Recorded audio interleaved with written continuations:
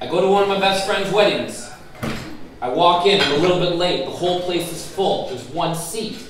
The one seat is sitting beside a woman who's so beautiful. I sit down and God, what?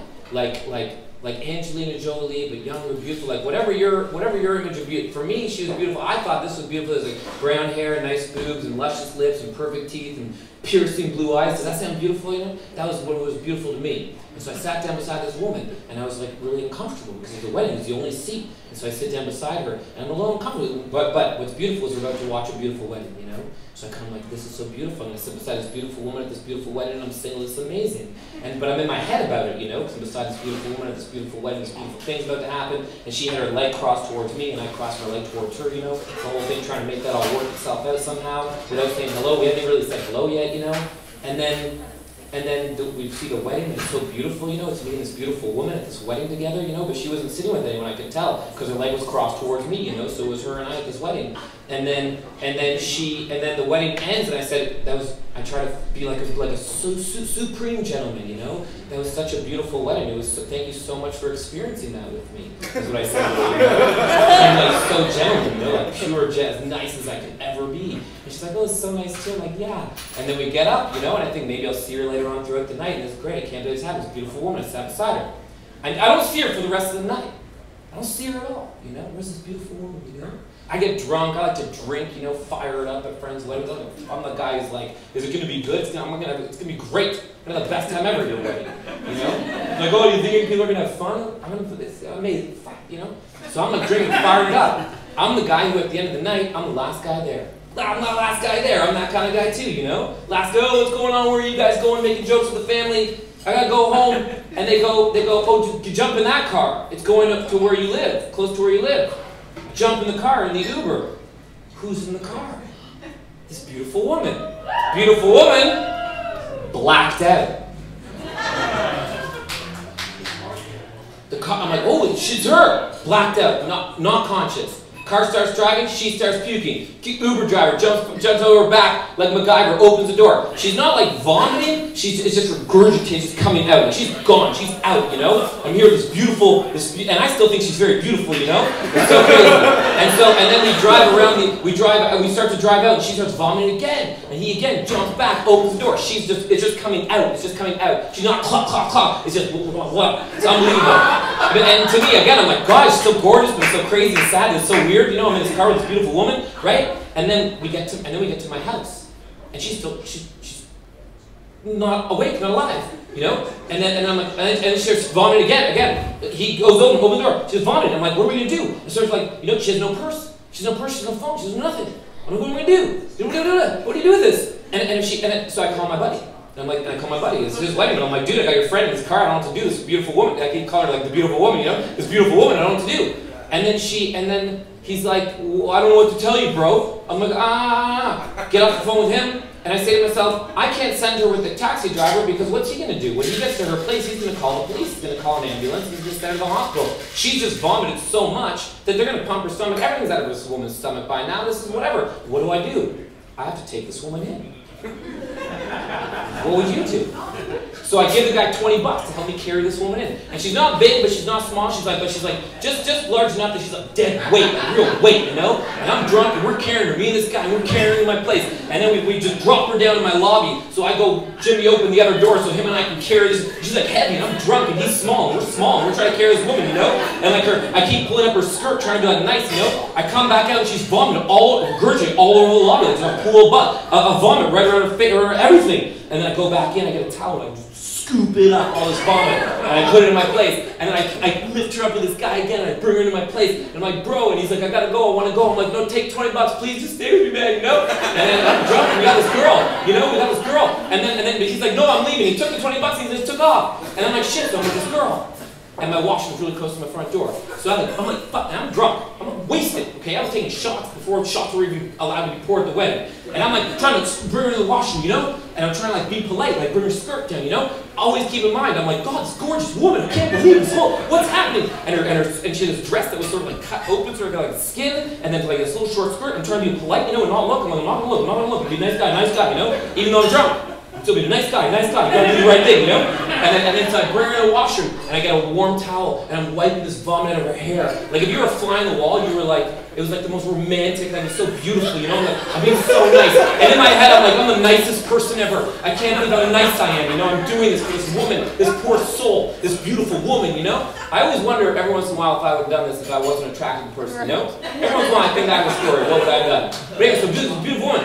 And what's amazing, it wasn't just like an attractive woman. Remember the beginning of the story, this was like the most attractive woman I ever saw. Like, still today on Facebook, I look at her, I'm like, God damn, that's amazing, I can't believe it. And so then I'd like love her in my bedroom, like, and I'm dragging her, she's like heavy, like I'm dragging her, nice big boobs, and like, she's like kind of like robust in a way, but not like fat, not thin, but like beautiful, like to me, like Playboy of the 70s, you know? And I'm dragging her in, and then I'm like, and here's another question I always wonder. Would I have put her on the couch if I wasn't attracted to her? Hi-oh. And so I'm in the bedroom, and I put a bed sheet down, like an old camp bed sheet, and I drag her up on the bed, flop her down, you know, and you're just standing there, You know, this is a long haul, this last, like, it's been like only 12 minutes, you know, all this happened, and I'm drunk, and I was carrying this thing, this specimen, and then I'm like, and you stand there for a second drunk, and you're like, this is what happens, this is what happens. This is when people like roofies, and when people get blacked out drunk and end up with people, and whatever. But I'm a good person. Dave, you're not going to peek. You're going to be a good person. You're not going to do anything because you're a good man. You know? I'm like, yeah, okay. And I cocoon her in the bed sheet, you know? And I clean up, and I just sort of wipe up a little bit, and I'm going to go to sleep. I'm drunk. Go to sleep. Wake up in the morning. Her eyes open. I go, you're at Dave Keystone's. You don't have your wallet, your purse, your keys, your phone. You're safe. We didn't hook up. You're really drunk, and I took you home. And you're safe. And she's like, what? And I sort of retold her the story. And she's like, okay. You know what's funny? We went back to sleep. We went to sleep till like noon. We slept in. She's like, had her leg over me at one point. I'm like, ooh, is this something gonna happen here? You know, something gonna happen? I don't mind the puke. She's so beautiful and wonderful. And like at one point, I'm like, my hand is like on her body. I'm trying to think like, are we gonna hook up? Is this actually gonna happen? Is it gonna happen? But it doesn't happen. She just gets up, goes to the washroom, so embarrassed, calls her friend. I Uber her to go get her phone from someone else's place and then back to her place. I'm like, I'm this pure gentleman. I'm going to Uber you. And it was like Thornhill from, I live in Young Eglinton, it was like Thornhill. So it was like $40. I know it's going to be like 20 bucks there, 20 bucks back, $40. But I'm a gentleman. And the $40 with the guy the morning before, you know, I'm a Jew, you know, I'm like the $40 the night before. And these $40 now $80 already. And then she's out of here, you know, and that's fine. And then she's gone. I walk back into my room. I get a vacuum, I start vacuuming up like dried up kernels of like puke, like the top of a Lipton cup soup, you know, that kind of like kernels, like the corn and the broccoli, whatever it is on top. Vacuum it up, walk into my room, what's on the side of my table? Fucking earrings. Like, what? This had every element of a one-night stand, but it was puke instead of sex. It's unbelievable. So now we're earrings. So okay. Can't believe all that just happened. Next day, I get in like the middle of the day, I get a phone call from someone. I get a phone call. Hi, this is Julia's mother? What? Julia, the person you took care of last night? I got a call from this girl's fucking mother.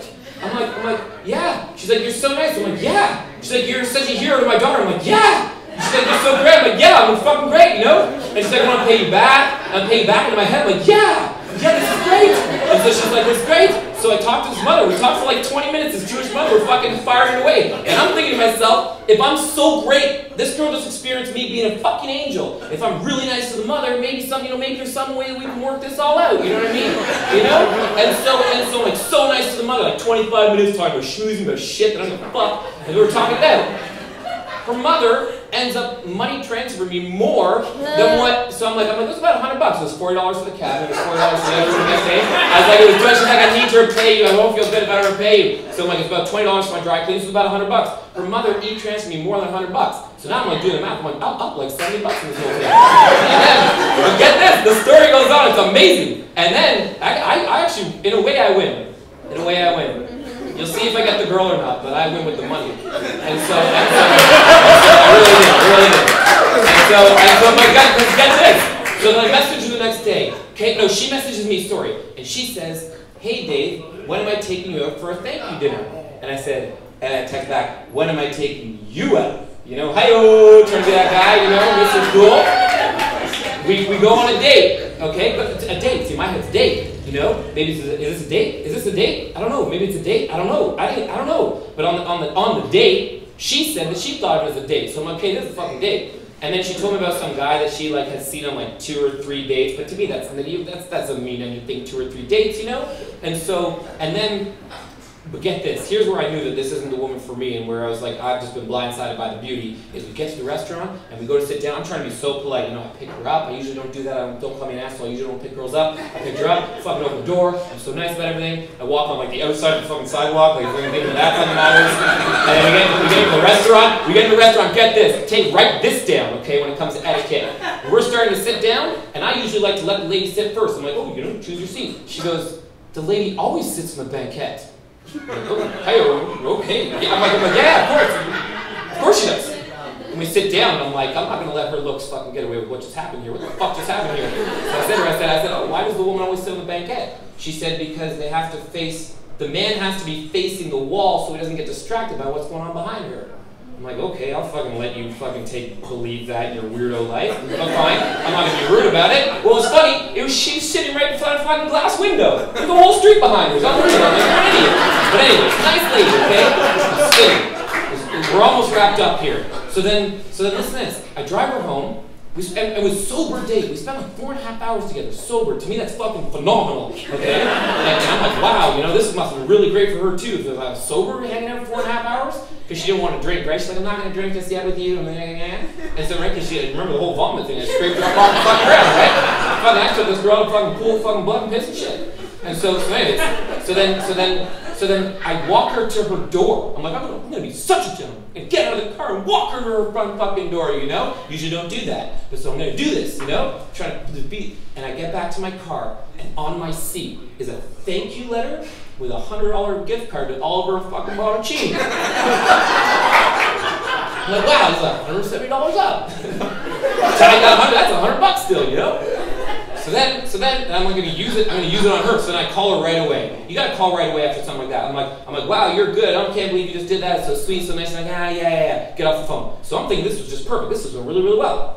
And I think to myself, you know, some people say you play hard to get the next day. You know, don't message right away. You know, don't be too like whatever. But I realize that when I'm getting involved with someone, if I'm not so interested in them, I'm not sure. I'll fucking message them the next day. I don't give a shit. I'm not playing mind games with myself. So I'm like, you know what? I'm gonna message her the next day. So I messaged her at like 6 p.m. and I'm like, hey, had a really nice time last night. Would love to see you again. I don't hear back from her. Don't hear back from that. It's like 6:30 p.m. There's enough time. I'm just giving you a lowdown here. I don't hear back from her until the next morning, 8:34 a.m. So it's probably like at her desk. She's just getting. She's like, oh, okay, I'll message back now. And she wrote, I really had a great time last night too. But I said I won't. But see, I had said I want to see you again, and she never referenced that at all. And so I'm like, huh. You know, what do I do with that? Fucking call all your friends, obviously, and talk about it. So I call my friends and talk about it. And they're all like, buddy, you gotta fucking cut this girl off. You cannot message her again. She didn't fucking acknowledge your fucking ass out. Fuck that, fuck her, this can't happen. So I sit on that and I'm like, yeah, that's what I'm gonna do. You know? I'm gonna try so hard. I only last like 2 hours. And then I message her back. And I'm like, Wednesday, Thursday, Friday, sat. Question mark, you know? I don't have the courage. I can't play hard to get when I'm in the zone, you know, when you get that chemical a little interested in someone. And then she writes back, and this is where it all turns. So sad. This is the end of the story, everybody. This is the end of the story. This is the last fucking chapter. She writes back. I go, you know, Thursday, Friday, Saturday, whatever. And she writes back, I'm sorry, David, but I thought about it. And as I mentioned, I get so many of these messages, by the way. I screen grab them. I have so many of these messages. And they're all very similar. They all say the same thing in the nicest ways. Women are actually quite eloquent when they want to fucking mess shit up. I'm sorry, David. And I'm like, aw, you know, I believe it. I'm sorry, David, but I thought about it, and as I mentioned, I recently started dating someone. I don't feel right going out with someone else again. So I write back, fair, with the thumbs up. I don't know what I was thinking. I was just trying to shoot for something. And then she writes back, thank you for understanding. And I wrote, goes without saying, all good, JS. As if it's the end of a fucking email, like I don't care, it's all good, you know? And then that was it. But, because that should have been it, you know? Right? But, about 3 months earlier, I messaged a girl, I asked a girl out, and she said no, and then she said she's seen someone, and I wrote her and said, well, if it doesn't work out, you know where to find me, you know? And she actually got in touch like 3 months later. We had like the best sex of my life for like 3 days. So I figured, you know what? We're gonna fucking shoot for the stars on this one. And I wrote, if it doesn't work out, you know where to find me, winky face. Never heard back from her. $170 up. That big, and I didn't really, my dry cleaning really wasn't that much, so it was really like 180. Now I think about it. But, you know what I resent about all this? I resent this, okay? Is that we're friends on Facebook, and I get that. But she started liking all my shit about a week ago. And that fucking pisses me off. Don't go liking people's shit if you rejected them, okay? That's my advice.